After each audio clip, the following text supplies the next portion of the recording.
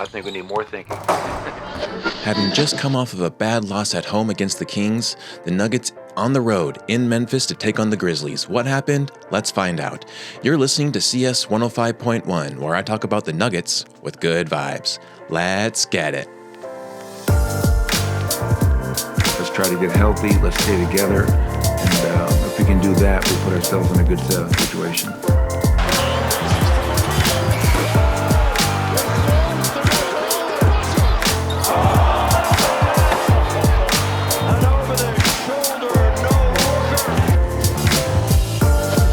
How's it going, everyone, and welcome. I'm CS Chandler, here for another take of Nuggets basketball.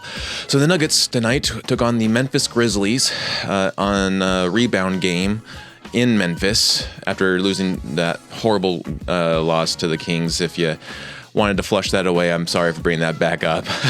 I know I kind of wanted to flush it away too, but also got to kind of just get through it, muscle through it, and get on to the next game, and that was tonight. So the injury lineup was no AG, no CB, and no Strawther. We did get a ruling or a report update on AG. If you didn't hear already, AG will be out 4 to 6 weeks with that hamstring issue. I believe that the Nuggets need to rest him 7. Honestly, they need to rest him 7. I wouldn't bring him back for anything less than 6. Even if it shows that he's fine, rest him 1 more week because he is becoming now injury prone, and I would love to see him just get super healthy so that he can finish out the rest of the season strong. Like, we need him the most in the playoffs.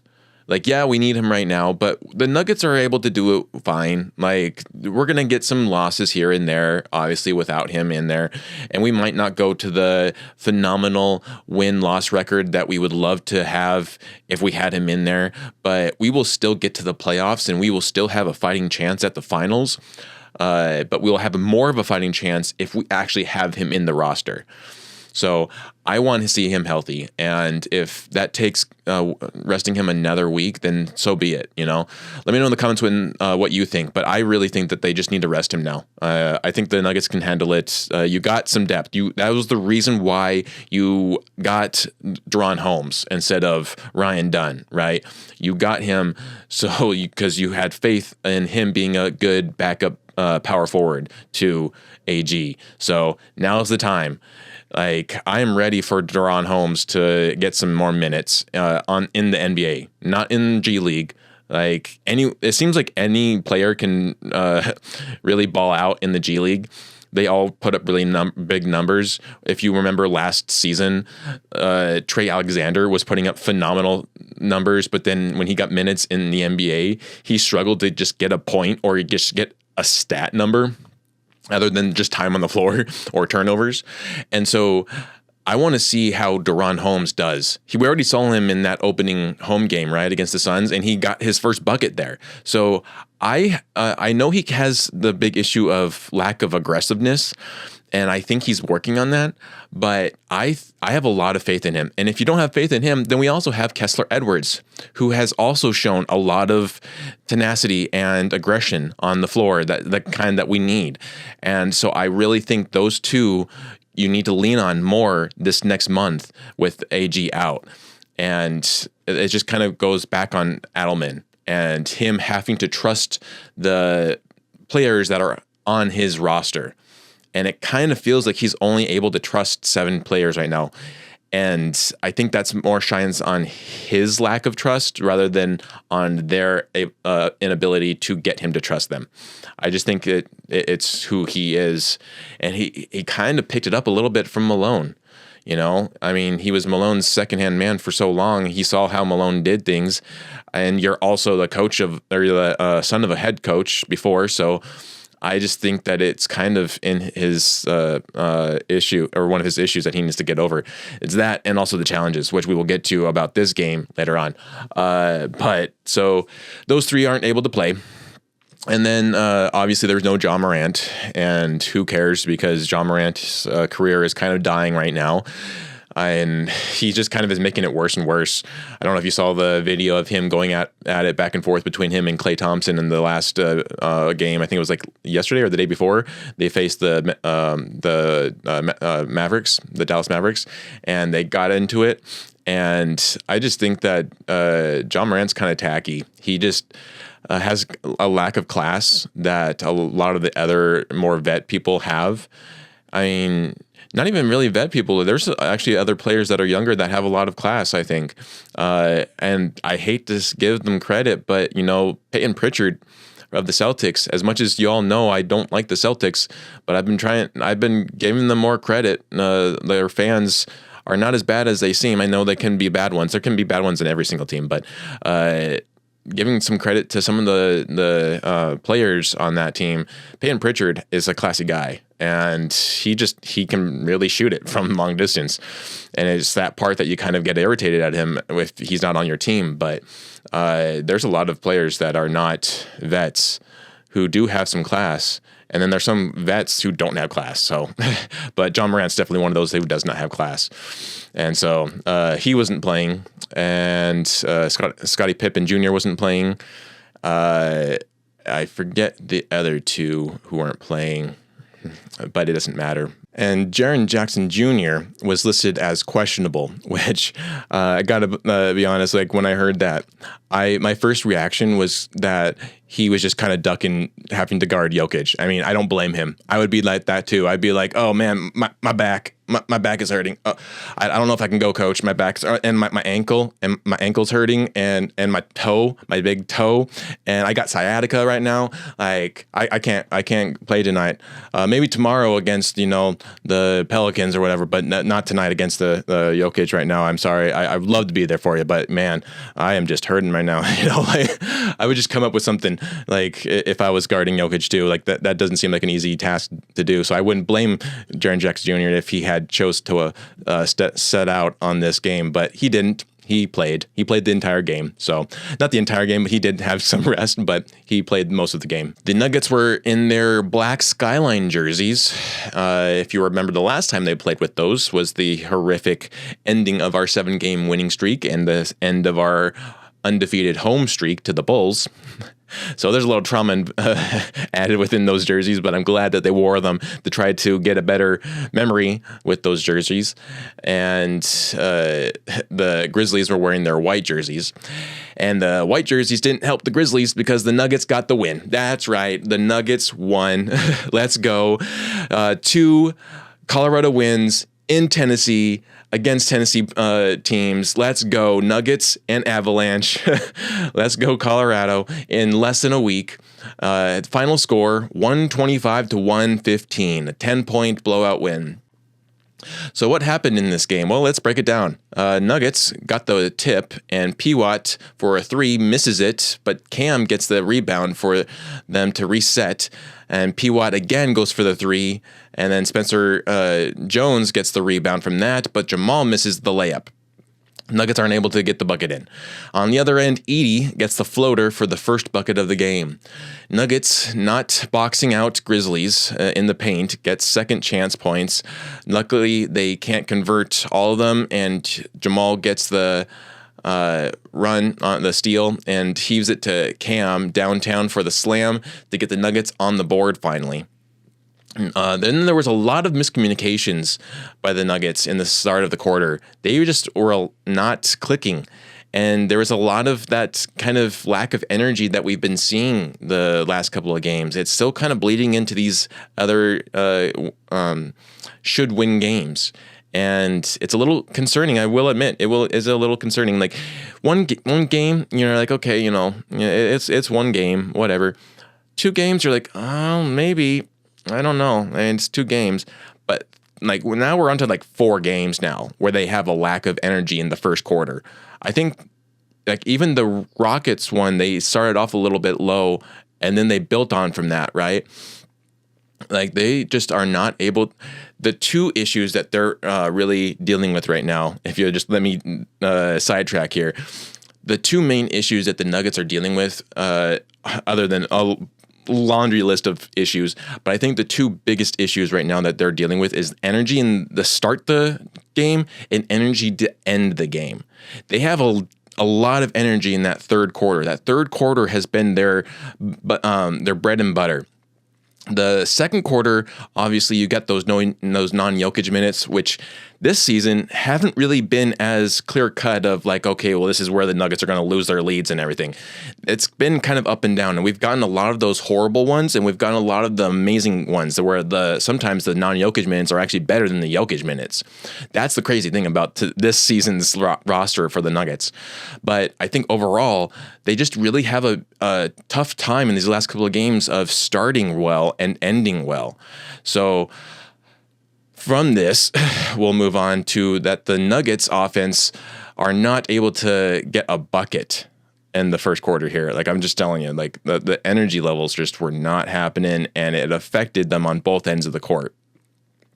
As Wells then sinks a three to get the Grizzlies a 2-point lead. Yoke finally sinks a three to get the Nuggets a 1-point lead, and then he gets a pass picked off, and Wells sinks a three. Like, easy come, easy go. Cam is then slapped with a foul, trying to poke away a rebound from the Grizzlies, forces Grizzlies to call the first timeout of the game. And out of the timeout, KCP drills a three, gives the Grizzlies a 3-point lead. If you remember, KCP was in that Desmond Bane trade at the end of last year. So he is now on the Grizzlies, and I had that question before of who do you miss more, who do you support more, of him or MPJ? I support KCP more.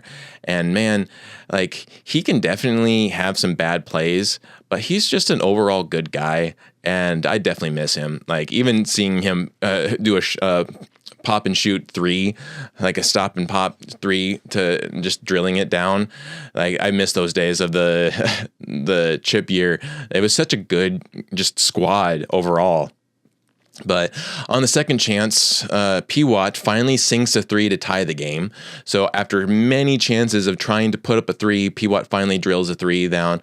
And it was kind of one of those scenarios where he just had to continue to shoot it to finally get it down. And luckily, the rest of the squad was able to disrupt the Grizzlies enough that they wouldn't go on a huge run.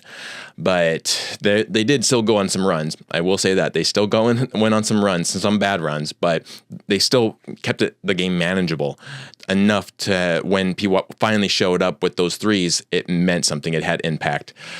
Then it kind of felt like there was frenetic playing from both teams. The leads to missed shots, and on both ends.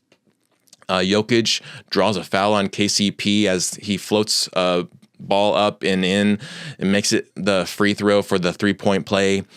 Murray then with back-to-back buckets, first from a driving layup, then with a pop and shoot three off a weak side rebound from PWat. Nuggets start boxing out better finally. They start to get a little bit more energy. This is what I'm talking about. They start off really bad, and then they start to gain their momentum. And so it's usually around the end of the first quarter that we start to see the momentum start to shift in favor of the Nuggets, and that's kind of where the Nuggets started boxing out the Grizzlies and were able to get the defensive rebounds. Then the Nuggets bench gets in a lull after that and allows the Grizzlies to cut the 7-point lead that the Nuggets had built to 2. Brucey B with a layup gets the lead back to 4, and we end the first quarter, Nuggets outscoring the Grizzlies 27-23. So not a very high scoring quarter, and not a very big lead for the Nuggets over the Grizzlies, who are like the 15th seed or something like that. Not the 15th seed, sorry. The 13th seed. Yes, they're the 13th seed. So, second quarter, Nuggets start the quarter off with Big Val, Brucey B, Tim Hardaway Jr., Zeke. Zeke got some minutes tonight. He got a lot of minutes tonight. And Cam Johnson. If you're feeling like that's a little bit off, that there's someone missing, it's that Jamal Murray did not stagger the minutes tonight for the bench, which was interesting. He actually got a lot of rest time in the second, him and Jokic. So this time around, they had Cam stagger the bench minutes, and I didn't hate it. It actually went off fairly well. Neither team is able to get the ball to drop, as Zeke on a rebound gets it poked away to Landell. or Landale, however you pronounce his name, Landale, for 3 for the first bucket of the quarter. So Grizzlies get that to go in. Then on the other side, Brucey B gets fouled and goes to the line for 2, gets both of them in to get the Nuggets on board. I always kind of I like free throws that when the Nuggets make them and everything, but I also don't like when those are the first buckets of the quarter for the Nuggets. Like, it needs to be a field goal, and if it's not, it just kind of feels wrong. I don't know about what you think, but it kind of feels wrong. And then finally, Hardaway gets a 3 to sink for the first Nuggets field goal, followed by another 3 by Tim Hardaway Jr. Like, he had a 6-0 run by himself to get the Nuggets lead back up. Great ball movement leads to an open Zeke in the corner for a 3 as the Nuggets lead balloons to 10. This is all done by the bench and Cam. That's the awesome thing. They built a 10-point lead without Jokic and Jamal. Jokic then checks back in at the 5:41 mark as the Nuggets hold the Grizzlies down to a shot clock violation, and then Murray checks in at the 4:47 mark.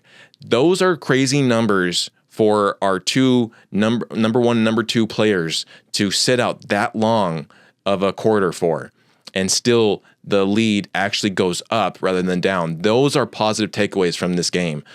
So Jamal checks in, and Jokic dribble fakes, sends it to PWat for the floater and a 13-point lead. Jokic then gets fouled and goes to the line to make both free throws and gets Nuggets first to 50. And Nuggets defense collapsed towards the end of the quarter and allowed the Grizzlies to check the lead down, or take the lead down into the single digits. Nuggets then outscored the Grizzlies in the second 35-31, so the Grizzlies still narrowly staying close behind, and the Nuggets go on top into the half 62-54. Third quarter, Nuggets start off with the starters as they leave Williams wide open for a 3 for the first bucket of the quarter. I feel like a broken record sometimes of just the uncontested threes. Like, I know other teams do that with us. They'll do that with, I know, sometimes Jokic, they'll leave him, and he definitely got left open for some threes tonight. And then I know Christian Braun will be left open for a 3. PWat will get often left open for a 3. And then, oddly enough, Cam Johnson is always contested. And that kind of says something to me. I think it says that a lot of the rest of the league does fear Cam Johnson's 3-ball, and they don't fear these other guys. And it's kind of worked because it has thrown Cam Johnson off, but obviously not tonight. He made 3 of 4 threes tonight. He was a huge impact player tonight for the Nuggets. But there is a little sense of the rest of the league kind of fearing that if he gets going, the Nuggets are going to start to be a little bit more unstoppable. And I love that he's starting to feel a groove now in the squad. And then PWat responds with a 3 to get the Nuggets on board, followed by Cam after Spencer Jones and PWat saved the ball on a block from Jaren Jackson Jr. Kicks it over to, Cam for the flush. And then Triple J to Landale gets the Grizz back-to-back buckets. Nuggets really getting beaten by the other teams, crashing the glass on the rebounds. I've noted this, if you remember the Chicago game in Denver, the Bulls, a huge part of why they won that game was that they continued to crash the glass to get the rebound or to get the putback. And that's kind of a page that the Grizzlies saw and took from in this game. And they kept on crashing the glass and taking those rebounds and those second chance points. And it was definitely beating up the Nuggets there. So Grizz go with 6 unanswered points to cut the lead down to 5, and then Jokic to Brucey B, who back cuts to the rim for a layup to get the Nuggets offense rhythm flowing again. PWat hits his 5th 3 in a row in the third quarter here. He was heating up. Like, he missed 3 right off the bat in the first quarter to start from, and then he just couldn't miss. It was amazing. Like, as soon as he got the rhythm, he started sinking them in, and they kind of left him still open for a lot of those threes. The lead then continues to bleed as the Grizz swarm the Nuggets defensively, and on the other side are able to collapse the Nuggets defense for easy buckets. Hardaway then ties up Williams and leads to a jump ball that they win, get it to Yoke, who is fouled by, I think it was Jared Jackson Jr., and Tony Brothers, who was one of the officiators tonight, wouldn't give him a take foul. I don't know what it is about Tony Brothers. Like, he just has some kind of vendetta against the Nuggets. It's him and Mike Foster, who are the two worst officiators. There's actually some other ones, I forget their names, but those two stand out the most. I can't stand either of those two. But then after that, inbounding from the sideline, I think it was, who was it? It was Hardaway Jr., I think, inbounded the ball. And it was a fake to PWat, but like he was going to pass it to PWat. It actually went to Jokic, who was in the half court, heavily contested by Aldama, shoots the three ball from the half court, nails it at the buzzer of the third quarter. Awesome play. Most likely going to be in the top 10 tonight. Both teams tie the quarter at 31, so we didn't lose that quarter and we didn't win that quarter, which is not great and is also not bad. It's just kind of meh. It's just even. But you kind of saw it with the first two quarters of it just very, very narrowly edging out the Grizzlies in those first two quarters. We knew that they were going to come back in that third quarter. So fourth quarter, last quarter here, the Nuggets start off with a lineup of Big Val, Brucey B, Jamal, Cam, and Zeke. Brucey B then sinks a three for the first bucket of the quarter, and Jamal gets fouled by Coward, side out of bounds, immediately drains a deep three. Like, immediately. It was so great. Like, okay, you're going to foul me? Okay, well, I'm going to put up this three. And just one side note, I cannot imagine how difficult Coward's childhood was with a last name of Coward. I mean, I know kids can be brutal with names, and to have a name such as Coward, that has got to build you up some tough resistance. Like, if your name is Coward and you're not tough, and you're just kind of feeding into the stereotype of the name that is behind you, that's got to be rough. That's got to be rough. But he's also a rookie, just so you know, a rookie for the Grizzlies. He got drafted this year.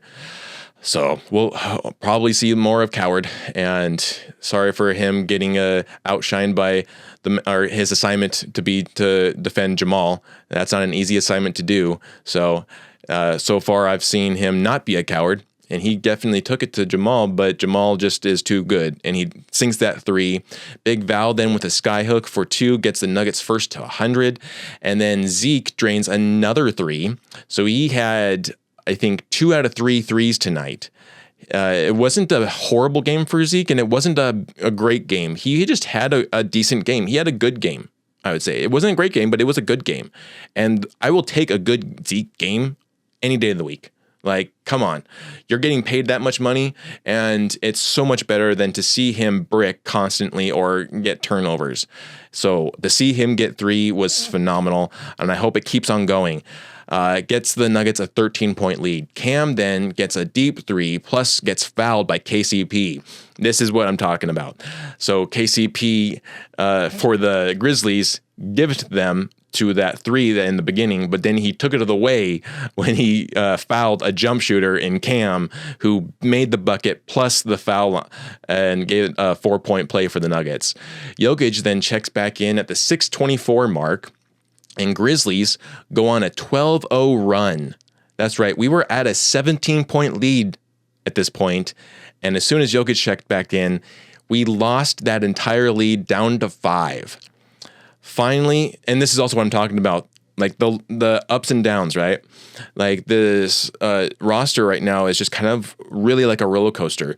We have to go up, and then we start to come back down, and then we go back up again, and then we come back down, and then we go back up, and then it kind of does that. And then as soon as it gets to the fourth quarter, we start to go down because for some reason the Nuggets just are not able to close games right now. And it's really kind of frustrating.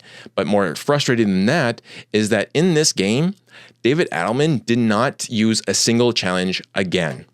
I don't know what it's going to take to get Adelman to just use a fucking challenge, but god damn it, like, he just will not use a freaking challenge, and it is so frustrating. I know he's a new guy, and I know that he needs to learn how to be a better coach than he normally is, but that's the one thing that he is just not learning, and he's just not taking the initiative to use his challenges. And there were actually a couple times in this where he could have used a challenge easily, and once again, he just kind of holds on to them. Luckily, we got a win, but had this been a closer game, or had this been any other team, like, you got to use those challenges, Adelman. You just can't hold on to them. Even if it allows you to blow out the other team, use it. That's what Dagnott does, right? I hate to compare to the OKC again, the Dust Bunnies, but man, like, there are a lot of reasons why they're winning, and that's one of them, is that Dagnott is actually really good at using his challenges. Like, it's crazy. So, I mean, man, that's one of the most frustrating things about Adelman. I cannot tell you how frustrating that makes me to not see him use a challenge and him just stand there with his arms crossed, looking like he's not even bothered by it. Like, dude, back up your team. Use the challenge. I digress. So we lost a 17-point lead, leads it down to 5. Finally, Jokic stops the bleeding with a huge 3 over Landale. And then Jokic gets another triple-double. Not an amazing triple-double, but it was a triple-double. So it was a little lower than normal, but still, nonetheless, the guy's phenomenal.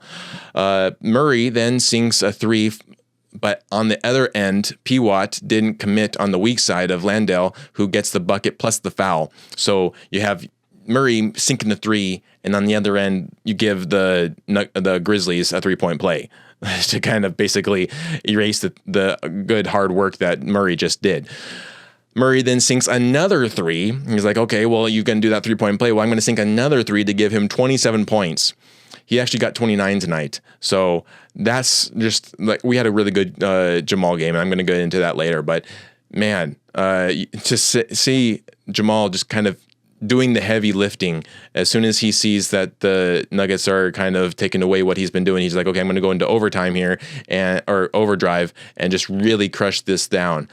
Jokic then gets a steal, but then with a sloppy pass almost loses it, if not for PWat, who saves it. Like, they were on the fast break, and he was trying to dime it to Cam Johnson, and instead of diming it in a way that it would bounce up to his hands, he got the heel of Cam Johnson. And thank God the Grizzlies didn't see that, or they weren't very cognitive of it, because they could have easily have taken that ball right back. And PWat was there. He sealed it up and saved it and kicks it to Tim Hardaway Jr. for the layup, and a 5-0 run for the Nuggets to get their lead back to 11. And then Nuggets give up the ball on back-to-back turnovers that lead to 4 points for the Grizzlies, cutting it back down to 7, which then in return, they respond with a 4-0 run themselves to get it back to 11. So it's a little bit of give and take there. However, Nuggets narrowly outscored the Grizzlies 32-30 in the fourth quarter, but they still take home the W with a great win on the road. 125-115 is your final score. So let's go Nuggets. A win is a win, but man, yes, you got it's frustrating at times, but we got to still praise the wins when we get them. So the Nuggets might have lost their 7-game win streak to the Bulls, and they might have lost their home win streak to them as well. But with this win against the Grizzlies, the Nuggets are now on a 6-game winning streak on the road. And winning on the road is one of the toughest parts of the game. It sets apart regular teams from actual contending teams. And the fact the Nuggets are still able to pull away with a win despite not being able to blow out teams means they do still have something left in the tank. They might have taken 2 bad losses at home, but that can easily be rectified. And it all starts with the defense. The defense in this game left much to be desired, but there were still key plays from Spencer Jones, PWat, Hardaway Jr., Brucey B, Cam John, and Jamal Murray that kept the Nuggets in the lead. We know there are always going to be something to fix after a game, even if the Nuggets win, but there were still a lot of positives that came out from this game. This next stretch that the Nuggets are going to go on is going to test the depth very, very hard, and to see how much depth there actually is. And it's going to be up to the Nuggets to see how they respond to the rest of the league, especially when they're down 2 key starter players. So I'm still up on the Nuggets. I don't know about you. I hope you are too. The Nuggets still are relatively, a dominant team. And with this win, they took back the 2nd seed from the Lakers. And right now, basically, they're going to be in a trade-off back and forth with the Lakers right now. As long as the Lakers are winning and the Nuggets are winning, they're going to be going back and forth every single game until one of them loses. So we're pretty much tied with them for 2nd seed now after that loss to the Kings. And hopefully they can rectify that. Hopefully the Lakers can get a loss while we still get a couple of wins and pull away from them and get closer to OKC. But it's the beauty of the game, right? Like, you never know what's going to happen. You hope for the best, and hopefully the players prepare for the worst, but they always go out 110% and give the effort that you want.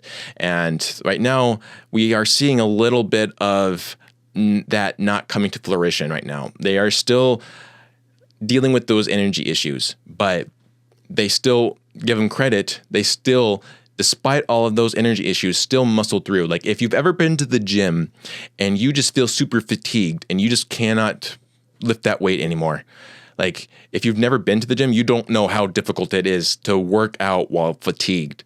So give these guys credit. They might be fatigued on a very, very difficult November. And so they finally get a little bit of rest here, 3 days rest, and they'll be playing on Friday against the Spurs for the Cup. This will be I think the deciding day to see whether or not the Nuggets will go to Vegas or if they're going to get a different schedule for that time. But hopefully, fingers crossed, the Nuggets get that win against the Spurs and the Trailblazers get a loss on Friday. We want to pray for that. So, stats. Let's get into stats, right? Spencer Jones played 15 minutes tonight, and he did not make a single point. He was the only starter who did not make a single point. And that's been kind of the same story that we've seen, I don't know how many times this season already. And so I don't really hate it. I kind of expect it, really, because I don't see him as a go-to bucket maker. I see him more on the defensive end. So if he's having some effect on the defensive end, or impact, then I think he had a great game. Unfortunately, he was a -8 tonight. He had 5 rebounds. He was 0 for 2 in field, 0 for 2 from 3. He had 1 turnover, 2 personal fouls, which, if you've been watching the season, isn't actually horrible for Spencer Jones. He's been kind of averaging almost like 5 personal fouls. So to see him get 2 is actually fairly nice. And he's one of the few Nuggets who has a lot of aggressive defensive capabilities, which is what we need. So, it is what it is. And he is at least getting some experience out there and always kind of conditioning himself. PWat played 32 minutes tonight, and he made 27 points tonight. Man, PWat, let's go. Let's go, PWat. Kind of makes you wonder, did we overpay for Christian Braun? I don't like to think that way, because I am a Christian Braun fan, and I would love for Christian Braun to come back and still keep his spot on the starters. But man, when you're seeing PWat making 27 points, I don't think Christian Braun's made 27 at all this season. I think he made like 20-something on one game, but not 27. That's crazy. He also had 5 rebounds, 3 assists, 1 steal, 1 block. He was 11 for 22 from field, 5 for 12 from 3. He had 1 turnover, 4 personal fouls. He was a +3.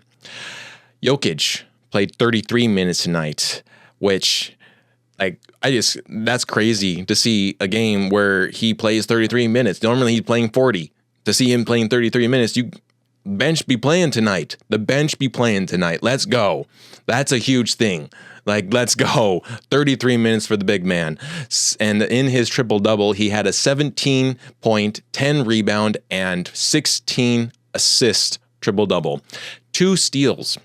He was 5 for 9 from field, 3 for 4 from 3, 4 for 5 from free throws, 3 turnovers, 1 personal foul. He was a +1. And that's mainly because when in the fourth quarter when he came back in and they went on like a 12-0 run, it was crazy. And that was with him on there, so that probably knocked him down to +1. And then Cam Johnson, who played the second most minutes by any Nugget with 36, he had 18 points, 6 rebounds, 1 assist, 1 steal. He was 6 for 10 from field, so he was the most efficient player tonight, short of Zeke Najee, who didn't get a lot of minutes, but like in the amount of minutes that he played, being the second most played player tonight on the Nuggets, to get 60% from field. He also had 3 for 4 from 3, so he was 75% there. He was 3 for 3 from free throws, 3 turnovers, 3 personal fouls, was a +4. That's a lot of threes, and then 1-4. And then we get to Blue Arrow, which I made this graphic for. Jamal Murray, Blue Arrow, played the most amount of minutes of any Nugget tonight, despite his little extended rest period in the second. He played 37 minutes tonight, 29 points, the most amount of points out of any Nugget. He was the highest scorer there. 3 rebounds, 8 assists, a near double-double, and 11 for 21 from field, 6 for 9 from 3, 1 for 2 from free throws. Again, another off day for free throws for Jamal, but still, heavily impacted the game here. 1 turnover, 1 personal foul, was a +6. Jamal is just having a great year. He's had some couple of bad games this season, but not horrible games. And he is still, even those bad games he's had are the ones that we are kind of used to in the previous seasons with him warming up to the season. The fact that he has now been getting several 30-point games this beginning of the season is phenomenal. And now here he was 1 point away from the 30-point game again. He's having a very good season, and this might be one of his best seasons yet. Tim Hardaway Jr. off the bench he played 27 minutes, got 13 points, 2 rebounds, 1 assist, 1 block. He was 5 for 10 from field, 2 for 7 from 3, 1 for 2 from free throws, 0 turnovers. He was the only Nugget tonight who did not commit a single turnover. Man, I am loving Tim Hardaway Jr. Have I said I love Tim Hardaway Jr.? I love Tim Hardaway Jr., man. I am so glad he is a Nugget. Thank you, Detroit, for giving him up. That is awesome. And he came to us. If you don't know, he came to us. He wanted to be on the Nuggets. He saw Jamal Murray and he saw Jokic, mainly Jokic, and he wanted to play with that big man. If you have ever seen the was it the Old Men and the Three or the Man and the Three or something like that podcast? When he's asked, what are you looking forward to playing with Jokic? And the smile that he gave, he was so excited, and you can see it here. 13 points, 0 turnovers, 0 personal fouls. Let's go. And then a +15. He was tied for the highest plus-minus of any Nugget tonight with Brucey Brown, who was also a +15. He played 28 minutes off the bench, made 9 points, 3 rebounds, 2 assists, 3 for 8 from field, 1 for 2 from 3, 2 for 2 in free throws, 2 turnovers, 1 personal foul. And then Zeke Najee made 6 points tonight. And he became a +5. And so, we actually got a decent game out of Zeke Najee. So that's definitely a big takeaway, big plus takeaway from tonight. The big man, the big backup man, Big Val, played 14 minutes tonight. I would love to see him play 20. Hopefully we will get that this season. Hopefully we'll get that. But we got 14, and 14 is a lot better than 7, which is kind of what he's been playing a little bit. So I'll be happy. I'll be a little more satisfied with that. It's better than 7. He still racked up 6 points, 6 rebounds, and one of those rebounds actually Zeke stole from him. He was going to get that one, and Zeke was like, "No, this is mine." This is my rebound. He had 1 assist, 1 steal. He was 3 for 6 from field, and then 1 turnover, 1 personal foul was a +9. So, man, this was a great game for the bench. I tell you what, 46 rebounds overall to their 40, 32 assists to their 33. So they out-assisted us. We had 5 steals. They had 6. We had 3 blocks. They had 4. We shot 50% from field. They shot 46%. We shot 51% from 3. They shot 34%. We shot 78% from free throws. They shot 86. We had 14 turnovers. They had 11. We had 15 personal fouls. They had 16. So we did better with the 3, but we also did worse with the free throws. So the free throws need to be better for sure. I mean, a lot of those those misses was just 1, here and there from Jamal Murray, and Tim Hardaway Jr. Those were the 3 that missed. So, but, only going to the line 14 times, that's actually not a bad thing to miss 3 out of 14. That's a fairly decent free throw night. And so, I mean, compared to the other, what was it? It was the Kings. It was last game where the Kings they only missed 1. It was by Brody. That was insane. Like every single starter made every single of their free throws, 100%. Man, I think we had close to one of those games. I missed that game. But real quick, before we get out of here, I wanted to give an update on Chauncey Billups. There was an update recently. If you didn't know this, I just want to give it a quick update on that the judge has set his bail at $5 million, and he put up his house in Colorado to pay for it. So, that's crazy that you can be a part of the mafia that way and basically ruin the game that we all love, and then get fined or set a bail for $5 million, which, I mean, it sucks that he no longer will be living in Colorado and basically, made his choice to live somewhere else over Colorado. But man, it'll be interesting to see though how his career works out after this. But it is what it is, and you got to have some kind of consequences for that, because that was really awful for that to happen. But and then also on a high note, I want to always try to end on a high note if I can. If you didn't know, yesterday the Avs got their second back-to-back win. It was a shutout against the Chicago Blackhawks. The first win on Saturday there was against the Predators. That was the first Tennessee loss to the Colorado there. And so the Avs now are on an 8-game winning streak. They are just so good. No, sorry, they're on a 9-game winning streak. Yeah. Nuggets or the Avalanche are so good. I mean, all Colorado sports right now, except for the Rockies, are good. So, but it's something to just be proud of. Even when the Nuggets aren't doing what we want them to do, I'm going to choose to just ride the high of how good the Avalanche are. So, that's pretty much all I got for this episode. I will be traveling, and so you'll notice that my background will change in the coming episodes here. But I'll be back in here for next week on the December 1st matchup. I forget who are playing then. I think it's Mavericks. So on the Mavericks, that Monday, on the 1st, on Monday, a week from today, we'll be back in here. But I'll be basically covering that Spurs game and the Suns game on the road there. So, but hopefully I won't lose too much quality.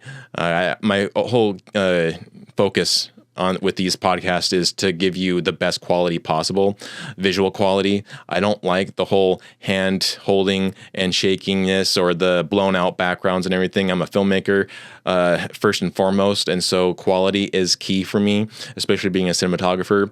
So that is always the focus of mine with these things. So hopefully on the road, since I don't have my usual equipment, I'll be able to still give a good quality. But if there is not, just, don't beat me up too much for it. But that's pretty much all I got. I hope you enjoyed this episode. If you did, please give it a like and subscribe, share it out to your friends and family. And of course, if you do feel gracious enough to give me a donation, I would really appreciate it. It would help keep this engine running. It's very difficult in times like these. So if you have any ability to, greatly appreciate it. And if you would like to give a take of the Nuggets or of the league or of something completely different, I will be happy to read it on screen for you for that. But either way, the link for the PayPal is in the description below, as well as on the profile page. So you've been listening to CS 105.1, where I talk about the Nuggets with good vibes. We'll catch you later.